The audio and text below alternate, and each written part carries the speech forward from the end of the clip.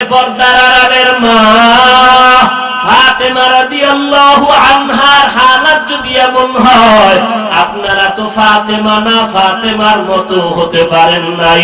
যেই ফাতেমা রাদিয়াল্লাহু আনহার শরীরটা পর্যন্ত দুনিয়ার কেউ দেখার সুযোগ পায় নাই। ও পর্দার আড়ালের মা, ওই ফাতেমার অবস্থা যদি এমন হয়, নবী বলেন কবরে যাওয়ার আগে জাহান্নাম থেকে নিজেকে বাঁচাইয়া কবরে যাও। আল্লাহ বলেন ইয়া আইয়ুহাল্লাযীনা আমানু উ আনফুসাকুম ওয়া আহলিকুম নারা, জাহান্নামের থেকে নিজেকে বাঁচাও, তোমার আহাল পরিবারদের বাঁচাও। ওরে আজকে চিন্তা যদি নিজেরটা নিয়ে করি, অন্যের চিন্তা না করে যদি নিজের দিকে তাকাই, আজকে আমার কত সম্মান। কিন্তু গুনাহ দিয়ে তাকাইলে মনে হয় এই ময়দানে আমার মতো গুনাহগার কেউ নাই। গুনার কারণে আমার হাত দুইটা নাপাক, গুনার কারণে আমার চোখ নাপাক, আমার জিহ্বা নাপাক, আমার অন্তর নাপাক। ওই কবরে যখন আমাকে নেওয়া হবে, তিনটা প্রশ্নের জবাব যারা দিতে পারবে তাদের কবর হবে রওজাতুম মির রিয়াজিল জান্নাহ। আল্লাহ পাক বলবেন, হে ফেরেশতা, আমার বান্দাকে আর জিজ্ঞাসাবাদ করিও না। এই বান্দা বড় আমার আদরের গোলাম, দুনিয়াতে সময় মতো খানা খেতে পারে নাই, ঘুমাইতে পারে নাই, স্ত্রী ঘুমাইয়া গেছে, সন্তানেরা ঘুমাইছে, মা পশু পাখি মাছ সব ঘুমাইয়া গেল। আমার এই গোলাম রাতের গভীরে ওযু বানাইয়া যায় নামাজ বিছাইয়া আমি আল্লাহকে ডাকছে আর হাজিরা দিয়েছে। দেরি না করিয়া কবরে জান্নাতের বিছানাটা দাও, 3.5 হাত কবর বালাখানা বানাও, জান্নাতের সাথে রাস্তা বানাইয়া দেও। আমার বান্দা এখন আরামে ঘুমাবে, কিয়ামতের আগে তার ঘুমে কেউ ডিস্টার্ব করবে না। আল্লাহর নবী বলেন, যারা দুনিয়াতে রবের গোলামি করে না, ইসলাম মানে না, নবীর তরিকা মতে চলে না, ইখলাস নিয়ে চলে না, এই মানুষগুলো কবরে গেলে জবাব দিতে পারবে না, বলবে হা হা লা আদরি, বড় আফসোস, আমি কিছুই জানি না, কিছুই জানি না, কিছুই জানি না। আল্লাহ পাক নবী বলেন রাগান্বিত হইয়া গায়বী আওয়াজ দিয়া বলবেন, এরে কবরের ফেরেশতা, এই নাফরমানের আর সুযোগ দিও না। আমি দুনিয়াতে কম সময় সুযোগ দেই নাই, আমার দেওয়া সূর্যের আলো চাঁদের আলো ভোগ করলো, বাতাস পানি ভোগ করলো, আমার দেওয়া নদীর মাছ গাছের ফল জমিনের ফসল খাইলো, এই নিমক হারাম একবারও আলহামদুলিল্লাহ বলে নাই। আলেম ওলামারা পায়ে ধরে ধরে নামাজের দাওয়াত দিত, একবারও আযান শুনিয়া মসজিদে যায় নাই।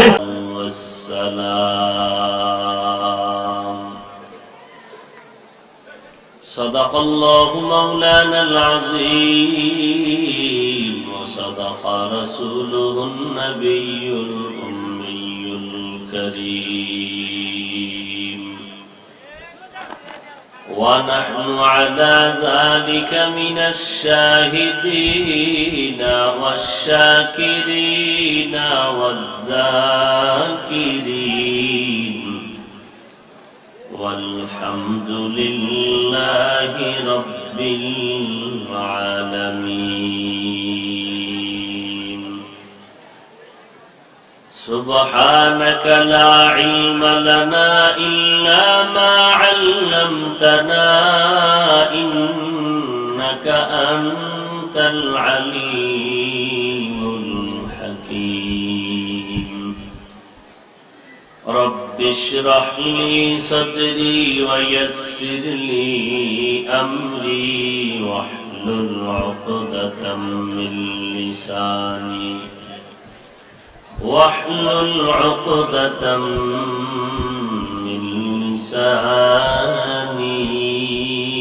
يفقه قولي.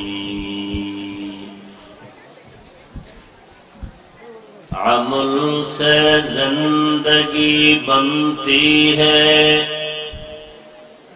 جنت بھی جہنم بھی،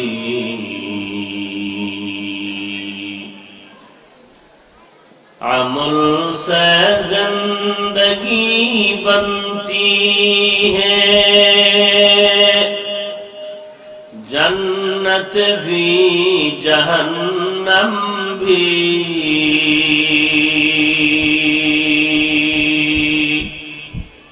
ये खाके फितरत में अपने न नूरी है न नारी।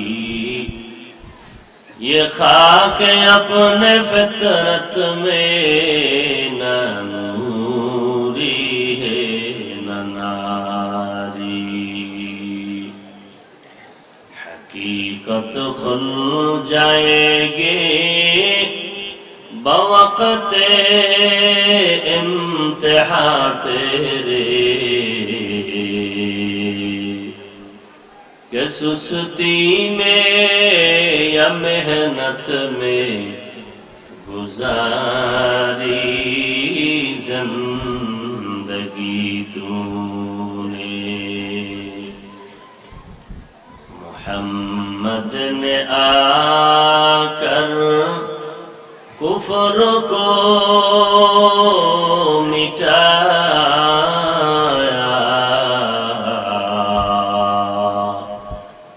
कुफ्र को मिटाकर सदाकत बताया। कुफ्र को मिटाकर सदाकत बताया।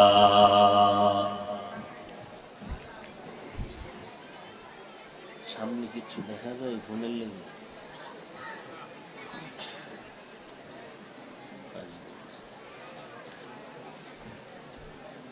বাংলাদেশ মানব কল্যাণ পরিষদ এর উদ্যোগে আয়োজিত বার্ষিক ইসলামী মহাসম্মেলন 25শে সেপ্টেম্বর 2022। মহতি এ মাহফিলে উপস্থিত মোহতারাম সম্মানিত সভাপতি মুফতি মনিরুল ইসলাম শরীয়তপুরী দামাত বারাকাতুহুম, প্রধান অতিথি জনাব শাহিন আহমেদ শাহিন চেয়ারম্যান মহোদয়, হযরত উলামায়ে কেরাম, বিশেষ করে যার আহ্বানে আজকে এখানে উপস্থিত মুফতি ইলিয়াসুর রহমান জিহাদি দামাত বারাকাতুহুম, অন্যান্য হযরত উলামায়ে কেরাম, বিভিন্ন এলাকা থেকে আগত আল্লাহ পাকের আশিকিন, জাকিরিন, শাকিরিন, মুহিব্বিন, মুরব্বিয়ান ইজম, কলিজার টুকরা আমার সমবয়সী যুবক বন্ধুগণ, স্নেহের ছোট ভাই, পর্দার আড়ালে মা বোনেরা, আল্লাহ পাকের দরবারে লাখ কোটি শুকর যে আল্লাহ পাক এই ফিতনার জামানায় কোরআন ও সুন্নাহর ভিত্তিতে সহি তরিকায় কিছু কথা বলার মতো, শুনবার মতো হাজারো লাখো মানুষের মধ্য থেকে বাছাই করে এখানে হাজির হওয়ার তৌফিক দান করেছেন। নেয়ামতের শুকর আদায়ার্থে মুহাব্বতের সাথে সকলেই পড়ি আলহামদুলিল্লাহ। দরুদ ও সালাম সাইয়্যিদুল মুরসালিন রাহমাতুল লিল আলামিন শফিউল মুযনিবিন খাতামুন নবিয়্যিন সাইয়্যিদুস সাকালাইন ইমামুল মুরসালিন শফিউ আযম রাসূল আকরাম রহমত আলম নবিয়ুল আরব আল আজম حبیب کبریا اشرف الانبیاء سید الانبیاء شفیع محشر ساقی کوثر آقا انعامدار مدینہ کا تاجدار آفتاب نبوت فخر موجودات سید المخلوقات حضرت محمد الرسول اللہ صلی اللہ علیہ وآلہ وسلم رکھا সর্বোপরি শুকর যাদের অক্লান্ত পরিশ্রমের মাধ্যমে আজ সুন্দর আয়োজন, সময় পরামর্শ অর্থ দিয়ে দোয়া করে উপস্থিত হয়ে মাইক লাইট প্যান্ডেলের ব্যবস্থাপনার মাধ্যমে সহযোগিতার হাত যারা বাড়িয়েছেন এলাকার যুবক, বৃদ্ধ, ব্যবসায়ী, শ্রমিক, চাকুরিজীবী, বিভিন্ন শ্রেণী পেশার মানুষ, জনপ্রতিনিধি, প্রশাসন, উলামায়ে হযরত, আইম্মায়ে মাসাজিদ, প্রত্যেককেই আল্লাহ পাকের খেদমতের বরকতে দুনিয়াতে শান্তি, পরকালে চিরমুক্তির ব্যবস্থা করে দিন।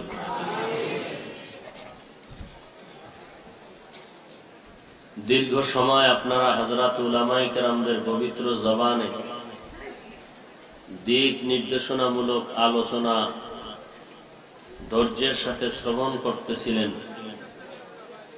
পরিশেষে আমি আপনাদের দোয়া নেওয়ার আশায় সংক্ষিপ্ত কিছু আলোচনার নিয়তে কোরআনে হাকিমের সূরাতুল কাহফের শেষের দিকে আয়াতংশ তিলাওয়াত করেছি। রাসূল আরবি সাল্লাল্লাহু আলাইহি ওয়া আলিহি ওয়াসাল্লামের অসংখ্য অগণিত অমীয় বাণী, হাদিস শরীফের মধ্য থেকে একটি হাদিসের অংশ পড়েছে। আয়াত ও হাদিসের আলোকে ইখলাস রুহানিয়াতের সমন্বয়ে কিছু কথা বলার মতো, শুনবার মতো আমাকে আপনাদের সবাইকে রব্বুল আলামিন ধৈর্য ও তৌফিক দান করুন। ফামান কানা ইয়ারজু লিকা রাব্বিহি ফালইআমাল আমালান সালিহা। আল্লাহ বলেন, যারা অন্তর থেকে চায় তার রবের সাথে মোলাকাত করবে, সাক্ষাৎ করবে, তাদের জন্য অবশ্য করণীয় আমলে সালেহ বা নেক আমল। ওয়ালা ইউশরিক বিইবাদাতি রাব্বিহি আহাদা। এবং সতর্ক, রবের ইবাদতের মধ্যে যেন কেউ রবের সাথে অন্যকে অংশীদার না বানায়, শিরিক যুক্ত না হয়। নবীজি বলেন, আখলিস দীনাকা ইয়াকফিকাল আমালুল কলিল। হে উম্মত, তোমরা সকলেই তোমাদের ঈমান আকীদাকে পরিশুদ্ধ করো, অল্প আমল নাজাতের জরিয়া হয়ে যাবে। আয়াত ও হাদিসের আলোচনার বিষয়বস্তু আমল। আমলের খুব দাম। এক, এর পিঠে শূন্য দিলে যেমন একের মান বাড়ে, ঈমান আমাদের এক, এর পেছনে আমল করলে ঈমানের মান বাড়বে। আল্লাহ কোরআনে হাকিমে যেখানে ঈমানের আলোচনা করেছেন সেখানেই আমলের কথা বলেছেন। কারণ এই জমিনটাই হলো আমাদের আমলের ময়দান। আর দুনিয়া মাজরাতুল আখিরা, দুনিয়া হলো আখিরাতের ফসল কামাই করার জায়গা।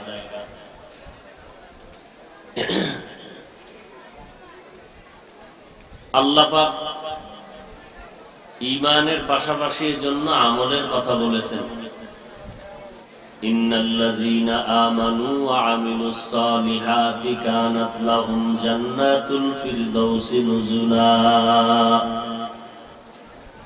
আল্লাহ বলেন, জান্নাতের মধ্যে সর্বোত্তম জান্নাত জান্নাতুল ফিরদাউস আমি ওই সমস্ত বান্দা বান্দীকে দিব যারা ঈমান আনার পরে নেক আমল করবে।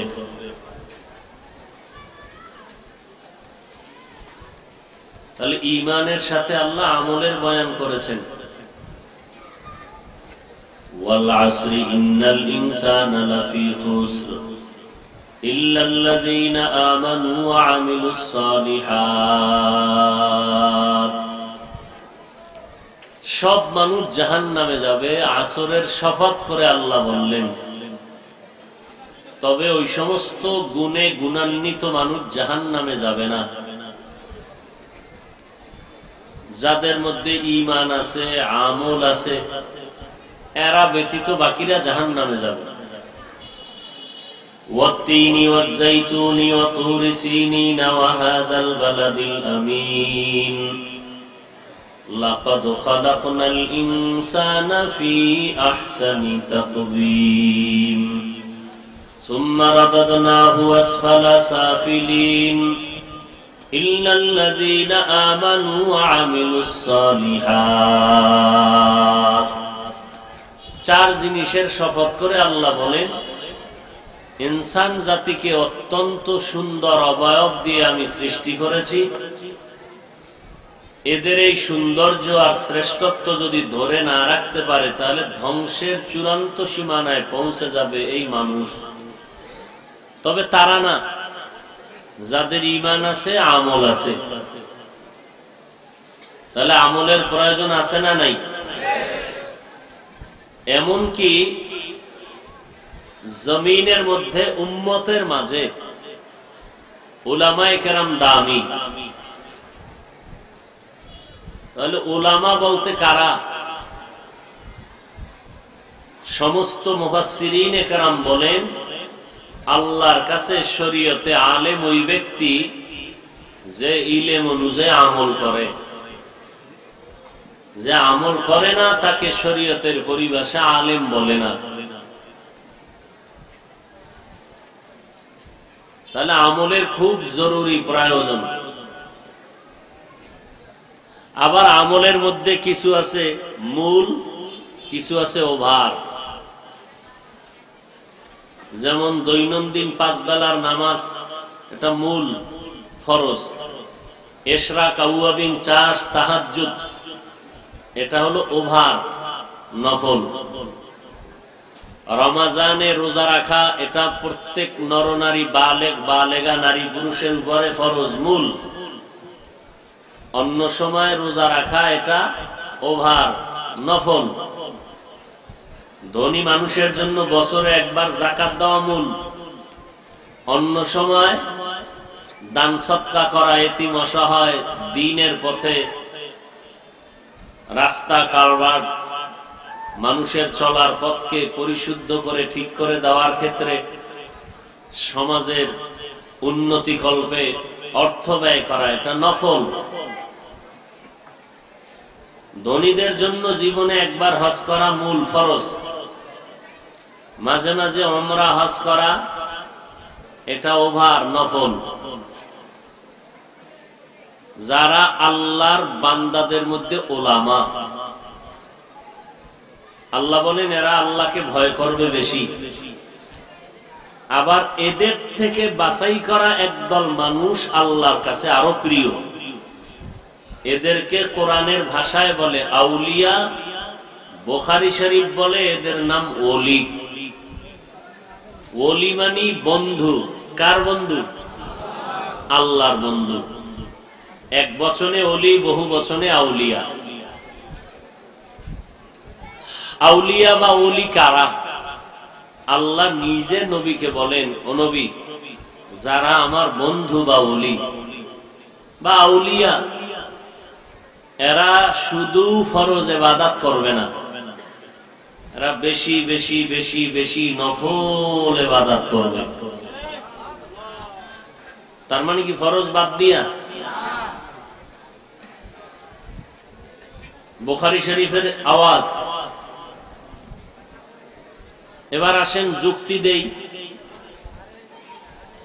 নবীজির হাতে গড়া সাহাবায়ে কেরাম, আপনারা জানেন 10 জন সাহাবা আশারায়ে মুবাশশারা জান্নাতের সার্টিফিকেট পেয়েছেন দুনিয়াতে জিন্দা হালাতেই।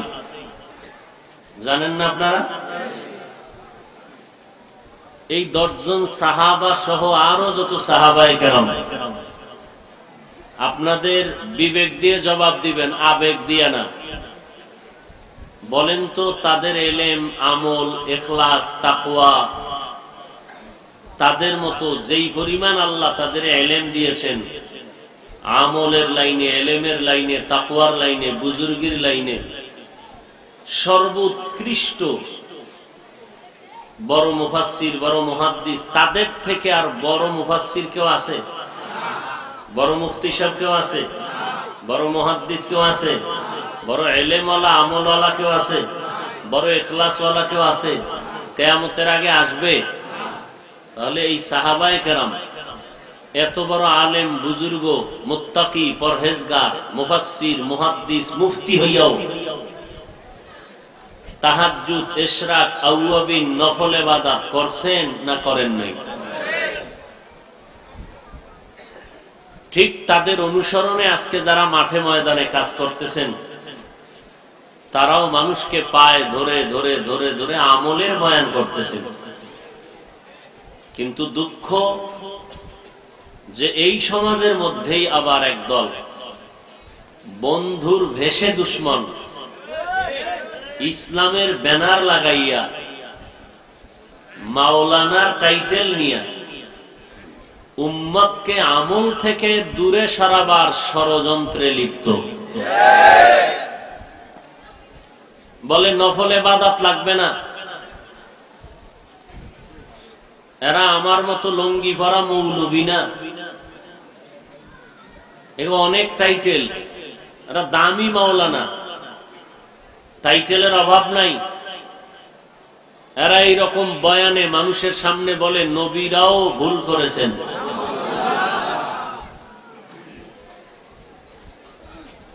আবার এদের মধ্যে কেউ বলতেছেন বিতিরের নামাজ প্রতিদিন লাগবে না, যাও পড়বা তাও এক রাকাত পড়লে হবে, বেশি আমল করে করবা কি? আবার এদের মধ্যে কেউ বলে জুমার আগে সুন্নত লাগে না। আবার এদের মধ্য থেকে কেউ বলেন কাজা নামাজ লাগে না। অথচ সেদিনও দেখলাম রসুলের হাদিস, সমস্ত উলামায়ে কেরাম একমত, আপনি মসজিদে ঢুকছেন, নামাজ আদায় করবেন আসরের, কথার কথা, ঢুকে দেখলেন এখনো 5-7 মিনিট টাইম বাকি জামাত শুরু হওয়ার, তাহলে এই টাইমটা আপনি নামাজ পড়বেন নফল। সমস্ত উলামায়ে কেরাম বলে না, যদি আপনার জীবনে কাজা নামাজ থাকে তো নফল পড়ে, আগে কাজা পড়ো। আগে কি? কোরআন শরীফের বিষয় সমস্ত আহলে হকরা পায়ে ধরে ধরে বলে কোরআন ধরেন সওয়াব, পড়েন সওয়াব, দেখবেন সওয়াব। অথচ বন্ধুর ভেষে দুশ্মনরা স্লোগান দিয়ে বলে কোরআনের অর্থ না জেনে পড়লে লাভ নাই। তাহলে আল্লাহ বলেন আমল করো, রসুল বলেন আমল করো, সাহাবায়ে কেরাম সারা রাত আমলে কাটাইছেন, আর এখন একদল রাস্তায় বেরিয়েছে উম্মতকে আমলের থেকে দূরে সরাবার ষড়যন্ত্রে অল টাইম তারা ব্যস্ত। এই জন্য ১৫০০ বছর আগে রসুল বলে গেছেন দুনিয়াতে সব থেকে উম্মত উলামায়ে আহলে হক, এরা হলো দুনিয়ার শ্রেষ্ঠ। আবার একদল ওলামা আছে দুনিয়ার সব থেকে চূড়ান্ত নিকৃষ্ট, এরা ওলামা। قال النبي صلى الله عليه وآله وسلم ألا إن شر الشر شرار العلماء وإن خير الخير خيار العلماء। পয়গম্বর বলেন, হে উম্মত সাবধান, জমিনের মধ্যে এমন একদল উলামা থাকবে তারা হলো সব থেকে খারাপ, আবার একদল উলামা থাকবে তারা হলো জমিনের মধ্যে সব থেকে উত্তম ভালো। আপনাদের অন্তরে প্রশ্ন আসতে পারে, উলামায়ে আহলে হক, উলামায়ে কেরাম মানুষের কাছে উম্মতের মধ্যে শ্রেষ্ঠ, এই কথাটা বুঝে আসলো, কিন্তু উলামায়ে কেরামদের কেন নবী খারাপ বললেন এটা তো বুঝে আসে না। 2-4-5 সেকেন্ডে তার জবাব, নবী কেন উলামাদের একদলকে খারাপ বললেন, তাও আবার তাকিদ দিয়ে বললেন। আবার তাকিদের আগে সাবধান সংকেত দিয়ে বললেন, রেড সিগন্যাল লাগাইলেন, আলা সতর্ক সাবধান, ইন্না নিশ্চয়ই, তাকিদ দিয়ে বললেন জমিনের মধ্যে একদল খারাপ হবে তাদের নাম উলামা, আবার একদল ভালো হবে তাদের নাম উলামা। যারা খারাপ তাদের নাম হবে উলামায়ে আহলে বাতিল, আর একদল যারা উলামাদের মধ্যে ভালো হবে তাদের নাম হবে উলামায়ে আহলে হক। একদল কি বাতিল, আর একদল উলামাদেরকে নবী খারাপ বললেন কেন? এই স্টেজের মধ্যে দাঁড়াইয়া প্যান্ট শার্ট টাই লাগাইয়া কোরআন শরীফ মাথার মধ্যে নিয়া 13 বার আল্লাহর নামে কসম করে যদি কেউ এখানে বলে নারীদের মসজিদে ঢুকাইয়া দাও, ঘরের মধ্যে থেকে মসজিদে সওয়াব বেশি হবে, এই কথা বলার পর সবাই কানাঘুষা শুরু করবে, এই মানুষগুলো কি পাগল হয়ে গেল নাকি, এরা উল্টা পাল্টা কথা কেন বলে। একজনে বলে কোরআন মাথায় কসম খাইছে, উল্টা কেন বলে, ওদের কসমের মধ্যে ভেজাল আছে, ওদের উদ্দেশ্য খারাপ। 13 জন মানুষ স্টেজে দাঁড়াইয়া প্যান্ট শার্টটাই লাগাইয়া কোরআন মাথায় নিয়ে কসম খাইয়াও কথা বলে, মানুষের অন্তরে ঢুকে না। কিন্তু 13 জন লাগবে না, কোরআন শরীফ মাথায় নেওয়া লাগবে না, কসমের কোনো প্রয়োজন হবে না। আমার মতো এক টুপিওয়ালা মোল্লা যদি স্টেজের মধ্যে বসিয়া উল্টা পাল্টা বলে, 2 জনে যদি একটু কানাঘুষা করে, আর একজনে বলবে না কথা বলিস না, বেয়াদবি হবে, কারণ হুজুরে যেহেতু বলছে কথাটা অসত্য হতে পারে না। হুজুরে যেহেতু বলছে নবীরা ভুল করছেন, ওই তো হয়। হুজুরে যেহেতু বলছে বিতির লাগে না, তো লাগেই না। এই জন্য উলামায়ে আহলে বাতিল থেকে সাবধান।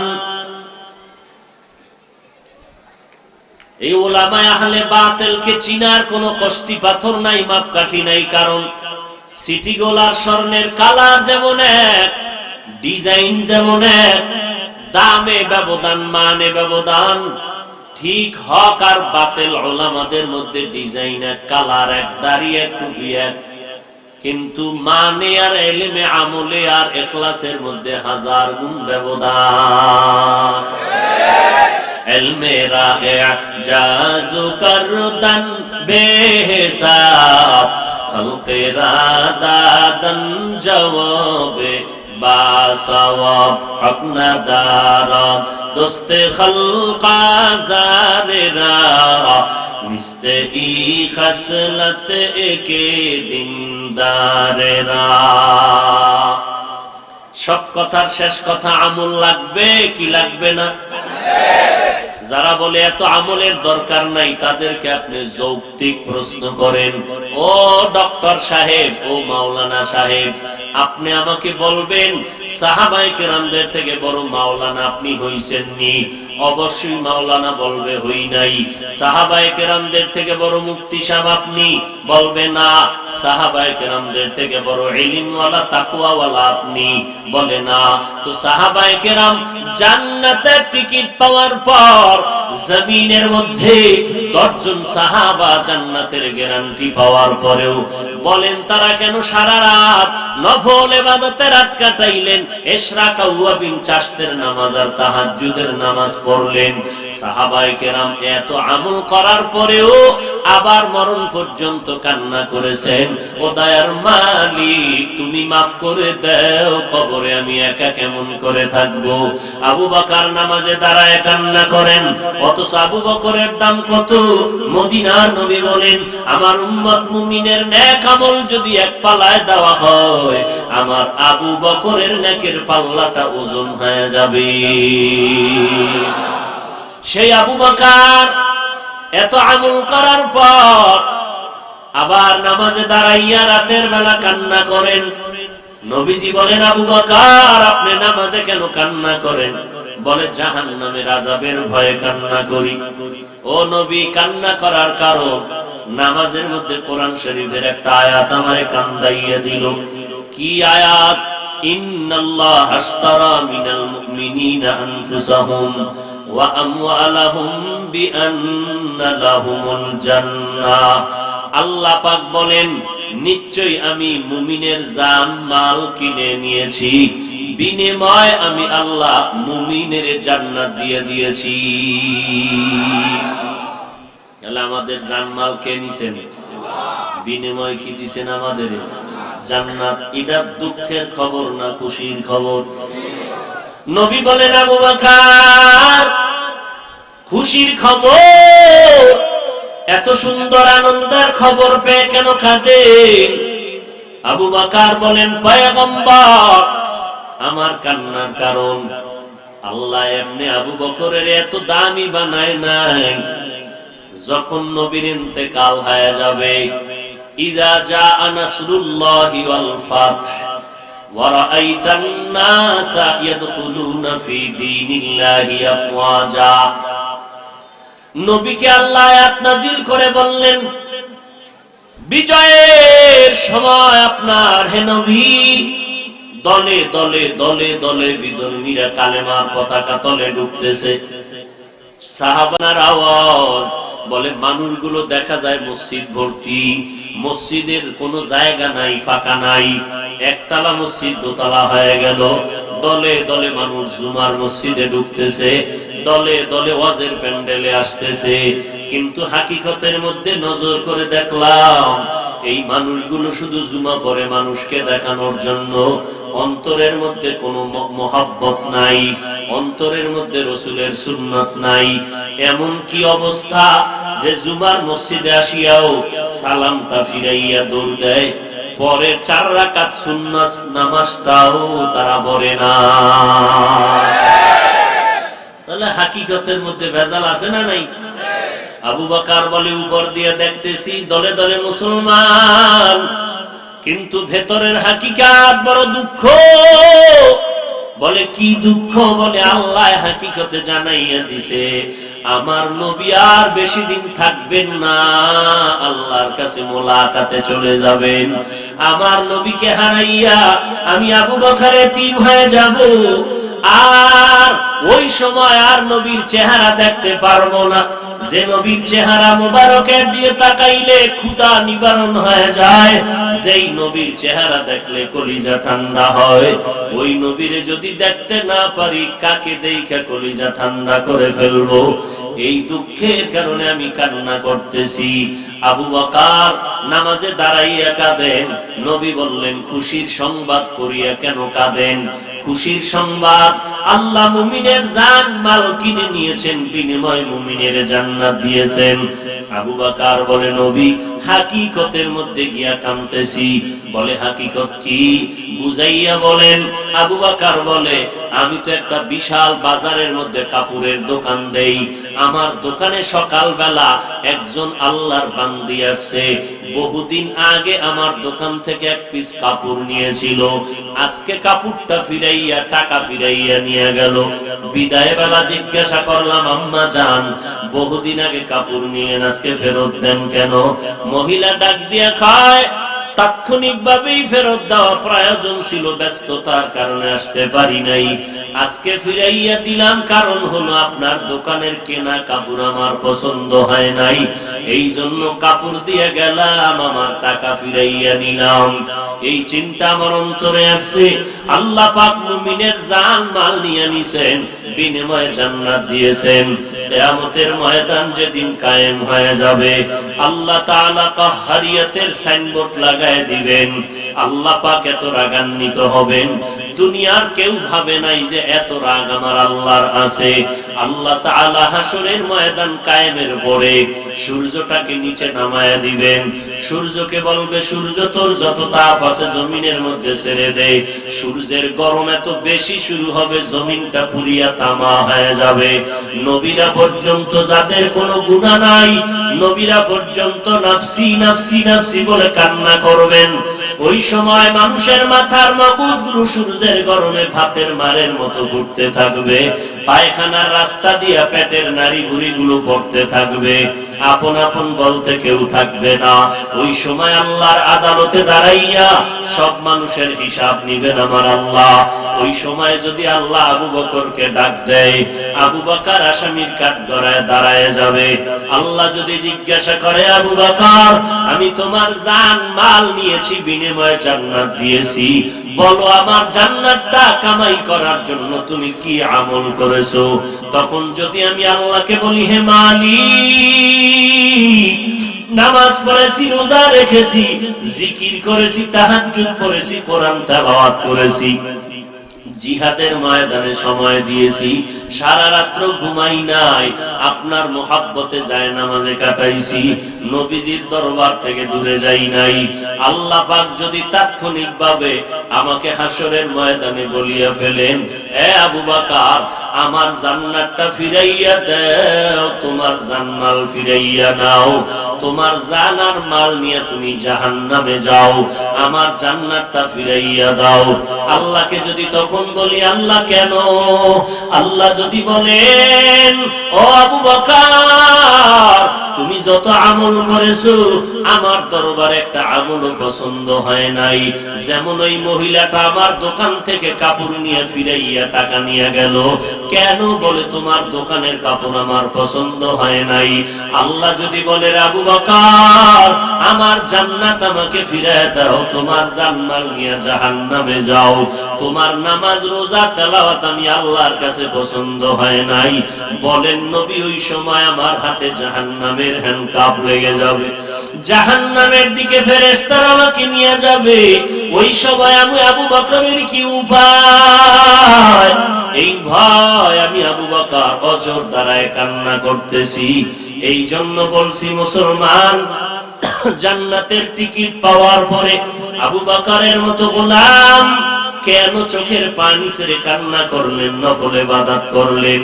অতএব আজকে যারা আমল লাগবে না বলিয়ে যে টুপিওয়ালারা উম্মতের ধোঁকা দেয়, নফল নামাজ লাগবে না, কাজা নামাজ লাগবে না, জুমার আগে সুন্নাত লাগবে না, এদেরকে চিহ্নিত করে নাও, এরাই হলো উলামায়ে আহলে বাতিল। এরা হক না বাতিল? ইলমে রায়ে জাযো করদান বেহিসাব, খলকে রাদাদান জওয়াবে বাসওয়াব, হক না দারাব দোস্তে খলকা জারেরা, মিস্তেই খসলত একে দিনদারেরা। আমল লাগবে নি? আল্লাহ পাক বলেন আমল লাগবে কার? আমি ঘোষণা দিয়ে দিলাম, এই জমিনের মধ্যে যারা রবের সাথে মোলাকাত করতে চায়। কার সাথে? রবের সাথে যারা মোলাকাত করতে চায়, ও নবী তাদের জন্য কর্মসূচি, তারা আমলে সালেহ করবে, নেক আমল করবে। আর যারা রবের সাথে মোলাকাত করতে চায় না, এদের কোনো আমলের কোনো প্রয়োজন হবে না। যারা রবের সাথে মোলাকাত করতে চায় তাদের জন্য নেক আমল। কিন্তু রবের চিনি না, মোলাকাত কখন করব? একজনারে চিনলে জানলে মোহাব্বত বাড়লে না, এবার মোহাব্বতের টানে বলবো তারে দেখতে চাই। মুসা নবী তুর পাহাড়ে গেলেন আগুন আনার জন্য, আগুন আনতে গিয়ে রবের সাথে কথা শুরু হলো। কথা বলতে বলতে বলতে বলতে মোহাব্বত শুরু হয়ে গেল। এমন মোহাব্বত এবার ডাক দিয়ে কয়, রে আল্লাহ, গোপনে কত আওয়াজ শুনাইলেন, এখন আর ভালো লাগে না, রব্বি আরিনি, দেখতে মনে চায়। ও মালিক, কুদরতের হাত দিয়ে আমার সাথে একটু মোলাকাত করবেন, পর্দাগুলো খুলে দেন, আমি আল্লাহ আপনার সাথে মোলাকাত করতে চাই। আল্লাহ বলেন লান তারানি, কখনো তুমি আমাকে দেখতে পারবা না। মুসা নবী বলে না দেখে আমি এখান থেকে যাব না। এমন মোহাব্বত আর মায়া বাড়ে গেল, এখন তোমারে না দেখলে কলিজা ঠান্ডা হবে না। অতএব ওই আল্লাহর বান্দা রবের সাথে মোলাকাতের তামান্না তখনই তৈরি হবে যখন বান্দার মধ্যে রবের পরিচয় আসবে। আসলে আমরা এখন তো রবের চিনি না, মোলাকাতের তামান্না আসবে কখন? আর যদি রবের চিনতাম তাহলে জীবনটা গেলেও সুদের টাকায় ব্যবসা করতাম না। রবের পরিচয় তো জানলাম না, কে আমার রব, ওই রব আমার কেমন, রবের এত কোনদিন দেখলাম না। এই জন্য আহলুল্লাহ যারা, খাঁটি আল্লাহ ওয়ালা যারা, আউলিয়ায়ে কেরাম যারা, তারা বলেন মান আরাফা নাফসাহু ফাকাদ আরাফা রাব্বাহ।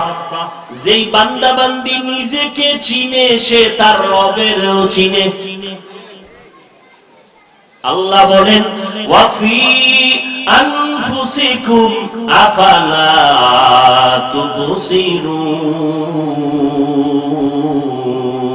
তুবসিরুন। ও বান্দা, তুই কই তালাশ করো আমাকে? আমারে যদি খুঁজতে চাও, পেতে চাও, আমেরিকা, লন্ডন, লেবাননে যাওয়া লাগবে না, নিজের মধ্যে একটু খুঁজিয়া দেখ আমি আল্লাহর কুদরতের ঘেরা। নিজের মধ্যে তালাশ করো, আমার আল্লাহকে পাইবা। আল্লাহ ওয়ালারাও বলেন, আল্লাহ বলেন, বলে কই আমার মধ্যে তো অনেক তালাশ করে দেখলাম, আল্লাহরে তো দেখি না। বলে চামড়ার চোখ দিয়ে দেখা যাবে না, অন্তর চক্ষুটা খুলে দে, কলবের চক্ষু খুলিয়া দেখ, রবের কই তালাশ করো, রব আমার সামনে হাজির। কলবের চক্ষু দুইটা খুলে দাও তো রবের সাথে তুমি মোলাকাতের চান্স পেয়ে যাবে। নিজের মধ্যে তালাশ করো আমার রব, আমার আল্লাহর তালাশ করো, নিজের ভেতরে পাইবা। বলে আমার মধ্যে কেমনে তালাশ করব? নিজেরে ভালো করে চিনতে পারলে রবেরও চিনতে পারবা। আমরা নিজেরে চিনি নকল পরিচয়, আসল পরিচয় চিনি না। আমার পরিচয় দিয়ে আমি বড় বক্তা, আমি বড় মুফতি সাহেব, আমি বড় প্রিন্সিপাল, আমি বড় মুহাদ্দিস, বড় টাকাওয়ালা, বড় চেয়ারম্যান।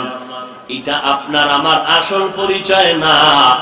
আপনার আমার আসল পরিচয় হলো আমি আল্লাহর গোলাম, একজন মুসলমান।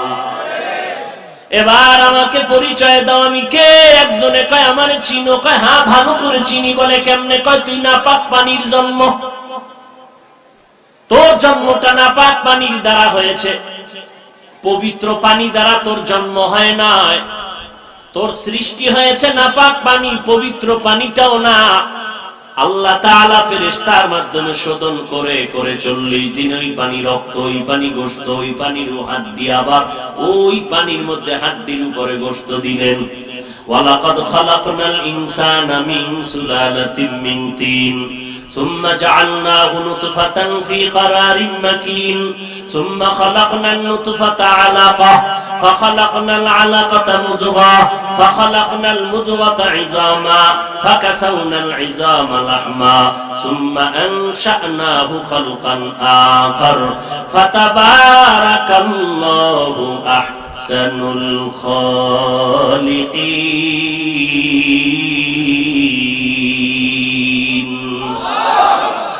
আল্লাহ তাআলা বলেন শক্ত মাটি নাপাক পানির দ্বারা তোমারে বানাইয়া 40 দিন শোধন করে করে ফেরেশতার মাধ্যমে ওই নাপাক পানি রক্তটারে আবার 40 দিন শোধনের দ্বারা এবার গোশত, হাড্ডি, এর উপরে আবার গোশত দিলাম।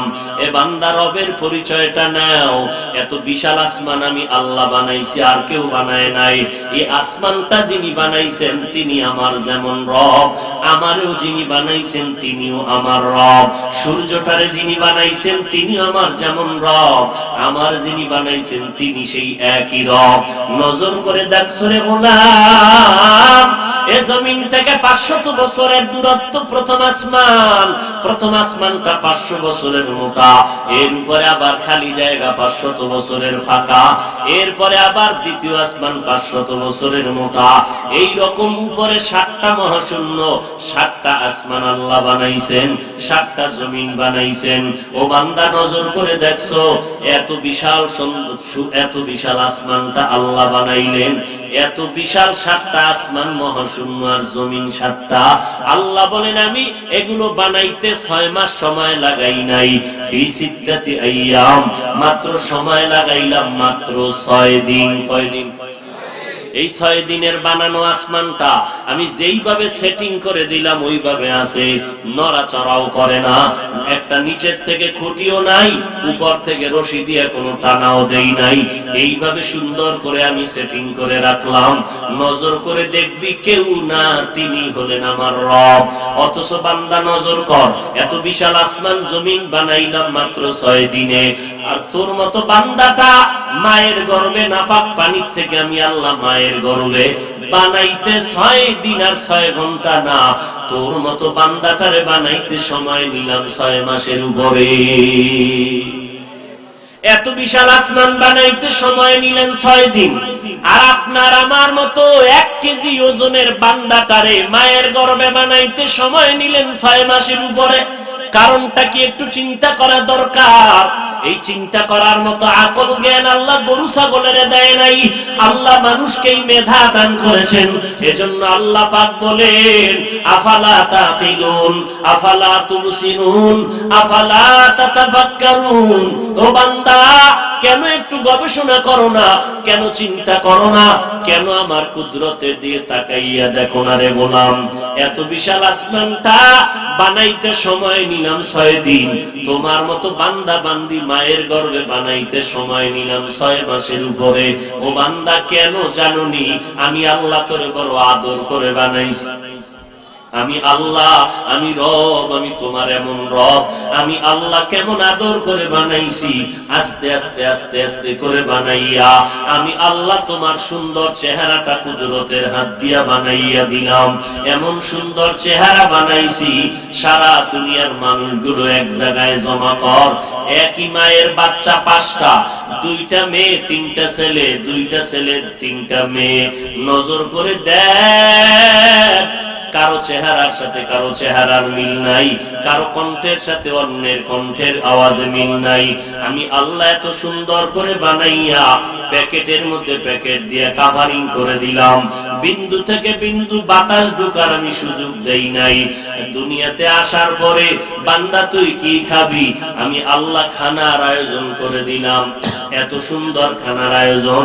দুনিয়ার মানুষ বাচ্চার জন্য আম্মা জান সুজি পাকায়, সুজিটার জন্য চিনি লাগবে, দুধ লাগবে, লবণ লাগবে, গরম করা লাগবে, পানি লাগবে, চুলা লাগবে, পাত্র লাগবে।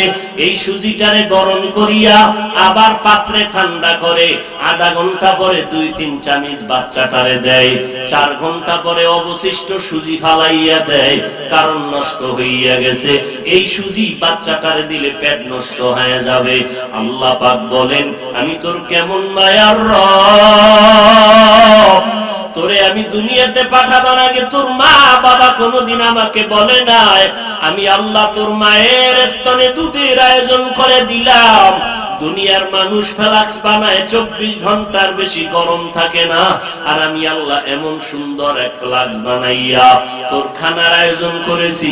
এমন সুন্দর পিওর দুধ, যেই দুধের মধ্যে চিনি লাগবে না, লবণ লাগবে না, পানিও লাগবে না, আগুন লাগবে না, ঠান্ডা করার প্রয়োজন হবে না। ও বান্দা, এই দুধ তুই 2 বছর পর্যন্ত পান করবি, কোনদিন দুধ নষ্ট হয়ে যাবে না। এরে নবীর উম্মত, আমি তোর কেমন রব। আমি আল্লাহ পাক রব্বুল আলামিন তোরে এত সুন্দর করে বানাইয়া দুনিয়াতে পাঠাইয়া দিলাম। মাকে মা বলে ডাকতে পারো না, আব্বাকে আব্বা বলে ডাকতে পারো না। তোর শুধু একটা আওয়াজ কান্নার, ওই কান্নার আওয়াজ দিয়া তুই কি চাও তোর বাবাই বুঝে না, ভাই বোনেরা বুঝে না। ওই কান্নার মধ্যে একটা রাডার তোর মায়ের ভেতরে ফিট করে দিলাম। কখন কান্না দিয়ে তুই কি চাও তোর বাবাও বুঝে না, তোর মা বুঝতে পারে। কান্নার কারণে তোর মা বুঝতে পারে তুই এখন ক্ষুধার জন্য কান্না করো। তোর কান্নার আওয়াজে মা টের পায় তুই এখন ঘুমের জন্য কান্না করো। তোর কান্নার আওয়াজে মা বুঝতে পারে তুই এখন গরম লাগে বাতাসের জন্য কান্না করো। তোর ঠান্ডা লাগছে গরমের জন্য কান্না করো। এই কান্নার অবস্থাটা মায়ের বুঝার ক্ষমতা দিলাম। এখান থেকেও জীবনের একটা শিক্ষা নিয়ে নেরে গোলাম। একটা বাচ্চা এমন জীবনের যত আয়োজন চাওয়া পাওয়া শুধু কান্নার পুঁজি দিয়া মায়ের থেকে যদি আদায় করে নিতে পারে, মাকে বলতে পারে না মা খানা দাও ক্ষুধা লাগছে, মা বিছানা দাও ঘুম আসতেছে, শুধু কান্নার আওয়াজ, কিছুই বলে নাই মাকে। মা কান্নার আওয়াজ দিয়ে সব বুঝিয়া সন্তানের আয়োজন করে দিল। ও বান্দা, ওই জীবনের প্রথম কান্নাটাও যদি জীবনে ধইরা রাখতে পারো, আর আমি আল্লাহর দরবারে ওই কান্নার পুঁজিটা দিয়ে যদি আবদার করো, কান্না করো, মা তোর কান্নায় যদি সব দাবি পূরণ করতে পারে, ওই মায়ের থেকে আমি আল্লাহর মায়া কি কম।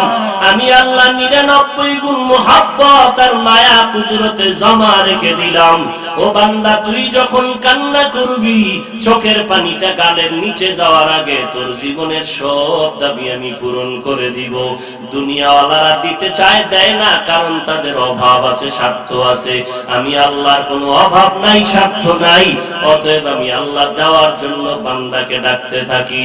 এরে নবীর উম্মতের দল, ওই রবের সাথে মোলাকাতের যদি চিন্তা করো, এত সুন্দর চেহারা দিয়ে কে বানাইলেন? কয় ওই রব। এত সুন্দর কণ্ঠ কে দান করেছে? বলে ওই রব। এত সুন্দর চক্ষু দুইটা কে দিয়েছেন? তিনি হলেন আমার রব। এত সুন্দর বাগান কে বানাইছেন, সাজাইলেন? তিনি আমার রব। এত সুন্দর সমুদ্র কে সাজাইলেন? তিনি আমার রব। ফুল বাগানে গিয়ে দেখো, এত সুন্দর রং বেরঙের ফুল কে বানাইছেন? তিনি আমার রব। ওই রবের বানানো ফুল এত সুন্দর, রবের সৃষ্টি করা পানি এত সুন্দর, রবের বানানো চেহারা এত সুন্দর, রবের দেওয়া কণ্ঠ এত সুন্দর।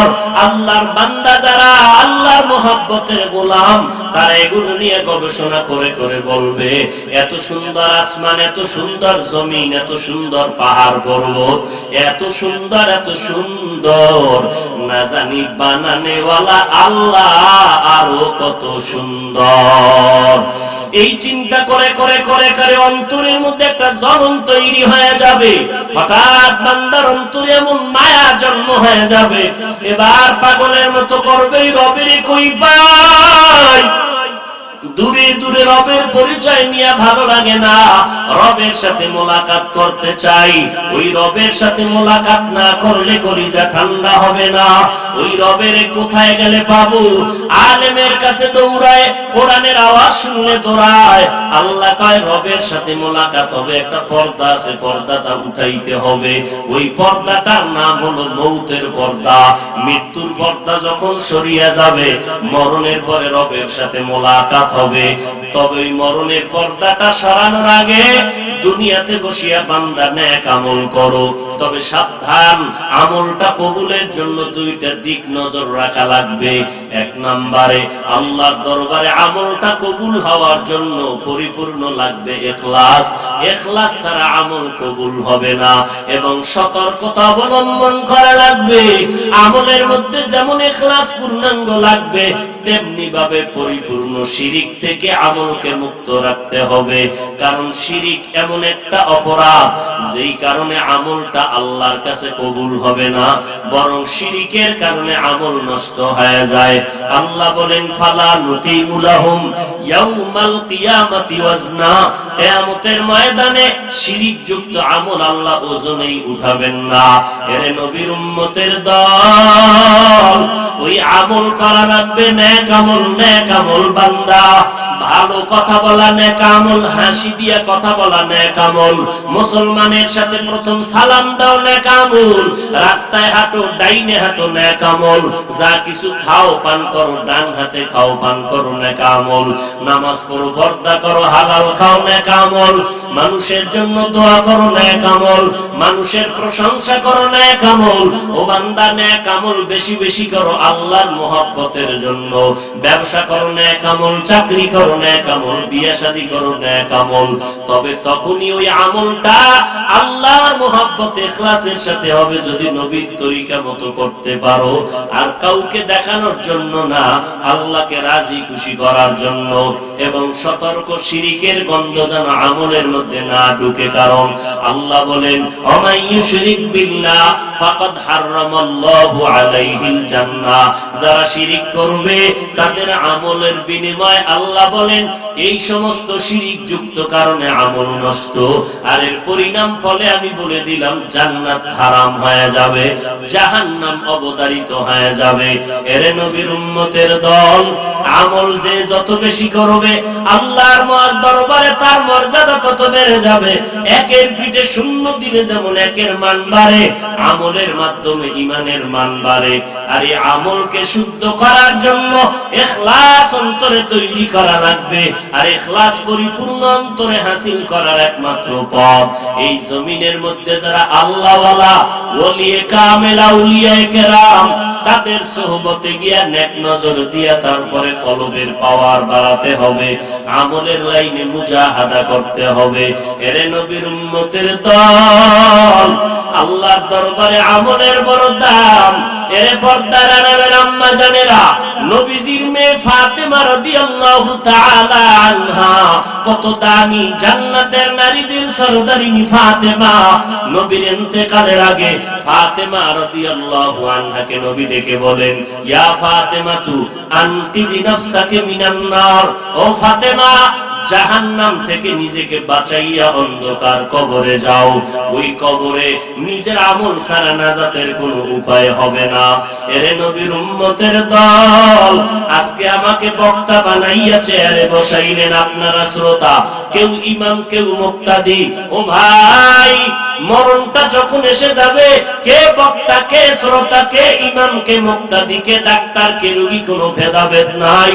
ডাক্তারেরও সাদা 3টা কাফন পরাবে, রোগীরও সাদা 3টা কাফনের প্যাকেট করা হবে। আমি বক্তাটারও সাদা 3টা কাফন পরানো হবে, আপনাদেরও সাদা 3 খান কাপড় পরানো হবে। ইমাম সাহেবেরও যেমন 3টা কাফন, মুক্তাদিরও তেমন 3টা কাফন পরাইয়া নিয়ম অনুযায়ী জানাজা পড়াইয়া ওই অন্ধকার কবরে যখন নেওয়া হবে, কবরের সাইজটা সমান। ইমামের কবর বড়, মুসল্লিদের কবর ছোট এমন হবে না। ওই কবরের সবার সাইজও সমান। কবরের মধ্যে রাখিয়া মাটি পাড়াইয়া দিয়া সবাই যখন চলে যাবে, আজকে আমি চোখ বন্ধ করে দেখি আমার ডানে কত বন্ধু, বামে বন্ধু, অভাব নাই। সামনে পেছনে আমার ভক্তবৃন্দের অভাব নাই। আমার টাকা আমার বাড়ি গাড়ির অভাব নাই, ক্ষমতার দাপটের অভাব নাই। কিন্তু একবারও কি চিন্তা করে দেখছো, চোখ 2টা বন্ধ করে মরণটা যখন আসবে, মসজিদের খাট আমার ঘরের দরজায় এসে হাজির হয়ে যাবে। আমার আপন সন্তানেরা বলবে, তাড়াতাড়ি লাশটা ঘর থেকে নামাও, লাশ আমরা ঘরের মধ্যে পাহারা দিতে পারবো না। গেঞ্জিটা বেলেট দিয়া কেটে কেটে রেখে দিবে। এবার কবরের বাসিন্দা বানাইয়া যখন আমাকে নিয়ে যাবে, ওই অন্ধকার কবরে ডানে মাটি বামে মাটি সব অন্ধকার। এখন ওই পর্দার আড়ালের মা ফাতেমা রাদিয়াল্লাহু আনহার হালাত যদি এমন হয়, আপনারা তো ফাতেমা না ফাতেমার মতো হতে পারেন নাই। যেই ফাতেমা রাদিয়াল্লাহু আনহার শরীরটা পর্যন্ত দুনিয়ার কেউ দেখার সুযোগ পায় নাই। ও পর্দার আড়ালের মা, ওই ফাতেমার অবস্থা যদি এমন হয়, নবী বলেন কবরে যাওয়ার আগে জাহান্নাম থেকে নিজেকে বাঁচাইয়া কবরে যাও। আল্লাহ বলেন, ইয়া আইয়ুহাল্লাযীনা আমানু উ আনফুসাকুম ওয়া আহলিকুম নারা, জাহান্নামের থেকে নিজেকে বাঁচাও, তোমার আহাল পরিবারদের বাঁচাও। ওরে আজকে চিন্তা যদি নিজেরটা নিয়ে করি, অন্যের চিন্তা না করে যদি নিজের দিকে তাকাই, আজকে আমার কত সম্মান। কিন্তু গুনাহ দিয়ে তাকাইলে মনে হয় এই ময়দানে আমার মতো গুনাহগার কেউ নাই। গুনার কারণে আমার হাত 2টা নাপাক, গুনার কারণে আমার চোখ নাপাক, আমার জিহ্বা নাপাক, আমার অন্তর নাপাক। ওই কবরে যখন আমাকে নেওয়া হবে, 3টা প্রশ্নের জবাব যারা দিতে পারবে তাদের কবর হবে রওজাতুম মির রিয়াজিল জান্নাহ। আল্লাহ পাক বলবেন, হে ফেরেশতা, আমার বান্দাকে আর জিজ্ঞাসাবাদ করিও না।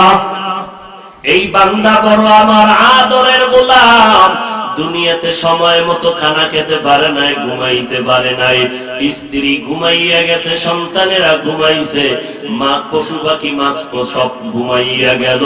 আমার এই গোলাম রাতের গভীরে ওযু বানাইয়া যায় নামাজ বিছাইয়া আমি আল্লাহকে ডাকছে আর হাজিরা দিয়েছে।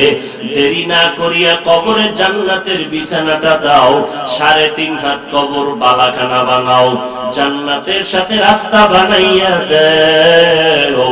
আমার বান্দা এখন আরামে ঘুমাবে, কিয়ামতের আগে তার ঘুমে কেউ ডিস্টার্ব করবে না। আল্লাহর নবী বলেন, যারা দুনিয়াতে রবের গোলামি করে না, ইসলাম মানে না, নবীর তরিকা মতে চলে না, ইখলাস নিয়ে চলে না, এই মানুষগুলো কবরে গেলে জবাব দিতে পারবে না, বলবে হা হা লা আদরি, বড় আফসোস, আমি কিছুই জানি না, কিছুই জানি না, কিছুই জানি না। আল্লাহ পাক নবী বলেন, রাগান্বিত হইয়া গায়বী আওয়াজ দিয়া বলবেন, এরে কবরের ফেরেশতা, এই নাফরমানের আর সুযোগ দিও না, আমি দুনিয়াতে কম সময় সুযোগ দেই নাই, আমার দেওয়া সূর্যের আলো চাঁদের আলো ভোগ করলো, বাতাস পানি ভোগ করলো, আমার দেওয়া নদীর মাছ গাছের ফল জমিনের ফসল খাইলো, এই নিমক হারাম একবারও আলহামদুলিল্লাহ বলে নাই। আলেম ওলামারা পায়ে ধরে ধরে নামাজের দাওয়াত দিত, একবারও আযান শুনিয়ে মসজিদে যায় নাই। এখন আর সময় দিও না, এখনই তাড়াতাড়ি জাহান্নামের বিছানাটা কবরে দাও, জাহান্নামের সাথে রাস্তা বানাইয়া দাও। কবরের ভিতরে একটা না দুইটা না 70 থেকে 99টা সাপ কবর এসে ভরে যাবে। সাপের জবান খুলবে আর বলবে, রে নাফরমান, আল্লাহর অর্ডারে আসি তোকে আঘাত করার জন্য, যেদিন নিষেধ না করবে ততক্ষণ তোকে আঘাত করতেই থাকবো। আল্লাহর নবী বলেন, আমার আল্লাহ রাগান্বিত হইয়া বলবেন, ও কবরের মাটি, এই গুনাহগার নাফরমানের দুই পার্শ্ব থেকে জোরে জোরে চাপ দাও।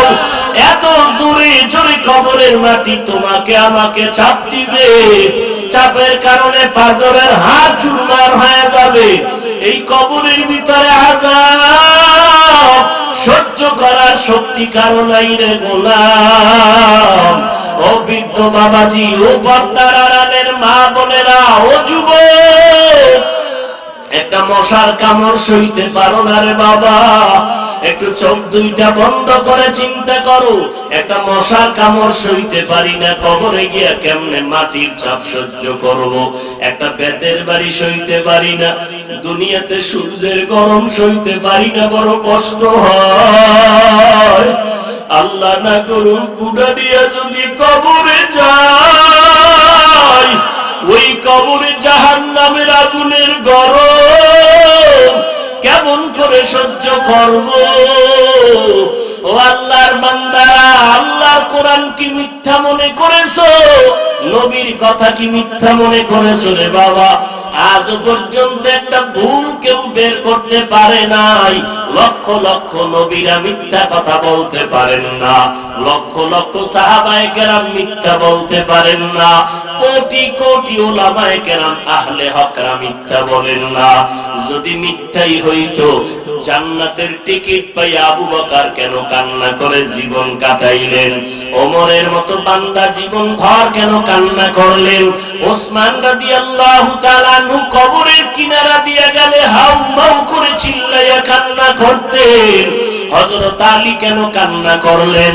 অতএব বাবা, আল্লাহ বলেন কাঁদো, নবী বলেন কান্না করো, যদি কান্না না আসে বাহানা করো, তাতেও সওয়াব হবে। ও আল্লাহর বান্দারা, গুনার কারণে দিলটা আজকে পাথর, শক্ত দিল নরম হয় না, চোখে পানিও আসে না, কপাল বুঝি খারাপ। আজকে গুনার কারণে আমার জীবনটা নষ্ট করে ফেললাম। আল্লাহ ডাকতেছেন, বান্দা তওবার দরজা দিয়ে ডাকতেছি, আয় আয়, জীবন ভর যত অন্যায় করেছো আমার দরবারে তওবা করো, দুই ফোঁটা চোখের পানি ছেড়ে কান্না করো। মদিনার নবী বলে, জাহান্নামের আওয়াজ কানে আসলে মাওলার কাছে কান্না করো আর ক্ষমা চাও, কারণ ওই জাহান্নাম বড় ভয়ঙ্কর, একটা সেকেন্ডের আযাব সহ্য করার শক্তি কারো নাই। ও আল্লাহ, আমরা সবাই গুনাহগার, ময়দানে কুদরতের নজর দিয়ে দেখে আমাদের মতো গুনাহগার আর কেউ নাই রে আল্লাহ। আমরা আপনার আদরের নবীর উম্মত। ও আল্লাহ, আজকে তওবার নিয়ত করতেছি, জীবন গেল গুনাহ করব না, নামাজ ছাড়ব না, বেপরদায় চলব না। ও মা বোনেরা, ও বৃদ্ধ বাবাজি, ও যুবকেরা, এখনো সময় আছে। বিনয়ের সাথে আমার আল্লাহকে ডাকো আর বলো, হে মালিক, আমার মতো হতভাগা গুনাহগারে মাঠে আর কেউ নাই। আয় আল্লাহ, আমার গুনার খবর আমার স্ত্রী, পরিবার, সন্তান, মা বাবা কেউ জানে না। আপনি জানিয়েও তো রাগ করিয়া পানি বন্ধ করেন নাই, খানা বন্ধ করেন নাই, বাতাস বন্ধ করেন নাই। আজ তওবার নিয়ত করে ফেললাম। জীবনে কতবার তওবা করলাম আর ভেঙ্গে ফেলেছি রে আল্লাহ। আজকে খাঁটি অন্তরে তওবা করতেছি। ও যুবকেরা, তওবার নিয়ত যদি থাকে খাঁটি অন্তরে, আমার আল্লাহর কাছে তওবা করো। গলায় ছুরি আসলে মরিয়া যাব। হায়াতের মালিক আল্লাহ, ইজ্জতের মালিক আল্লাহ, রিজিকের মালিক আল্লাহ। নামাজ আর কখনো ছাড়বো না, দাড়ি কাটবো না, বেপরদায় চলবো না, মা বাবার সাথে বেয়াদবি করবো না, উলামায়ে কেরামের বিরোধিতা করবো না, দেশ ও জাতির বিরুদ্ধে ষড়যন্ত্র করবো না। এরে যুবক, আজকে ওই মা বাবার চোখের পানি আর দোয়ার কারণে চেয়ারে বসে কথা বলি। ও ভাই, তুমি আজ টাকা পয়সা, গাড়ি বাড়ির মালিক, ওই মা বাবার চোখের পানি আর দোয়া, ওই মা বাবা যার দুনিয়াতে নাই, চোখের পানি ছেড়ে দোয়া করো। আর যার মা বাবা বেঁচে আছে, এখনো হাতটা দিয়া মাথায় হাত নাও আর দোয়া নাও। মা বাবায় যদি মাথায় হাত দিয়া দোয়া করে দেয়, সাথে সাথে আরশে আজিমে কবুল হয়ে যাবে। গলায় ছুরি আসবে, মরে যাব, চাকরি থাকার যাক, তারপর আর নামাজ ছাড়বো না, দাড়ি কাটবো না, বেপরদায় চলবো না, মা বাবার সাথে বেয়াদবি করবো না, উলামায়ে কেরামের বিরুদ্ধে যাব না। নবীর মহব্বত নিয়ে, সুন্নতের মহব্বতে খাঁটি অন্তরে তওবার নিয়ত যদি কারো হয়, মুনাফিকি যদি না থাকে, তওবার নিয়তে দুটো হাত আল্লাহকে দেখাইয়া দেই। আয় আল্লাহ, আমাদের তওবা কবুল করে নেন। তওবার উপরে মজবুত হইয়া চলার মতো তৌফিক দান করেন, আমিন। আলহামদুলিল্লাহি রাব্বিল আলামিন, ওয়াসসালাতু ওয়াসসালামু আলা সাইয়্যিদিল আম্বিয়া ওয়াল মুরসালিন وعلى آله وأصحابه أجمعين يا أرحم الراحمين يا ربياني صغيرا رب ارحمهما كما ربياني صغيرا اللهم إنا نعوذ بك من البرص والجنون والجذام وسيء الأسقام ও দয়ার মালিক, গুনার বোঝা মাথায় নিয়ে হাত তুলেছি। আয় আল্লাহ, কত উলামায়ে কেরাম, কত মুরব্বি হাজী সাহেব, পর্দার আড়ালের মা বোনেরা, যুবক ছাত্র ভাই, ব্যবসায়ী চাকরিজীবীরা হাত তুলেছেন। মেহেরবানি করে আমাদের জীবনের সমস্ত গুনাহগুলো মাফ করে দেন আল্লাহ। আয় আল্লাহ, মাহফিল কবুল করে নেন, আয়োজনকারী সহযোগিতাকারীদের কবুল করে নেন। আয় আল্লাহ, এলাকার ঘরে ঘরে শান্তি দান করেন।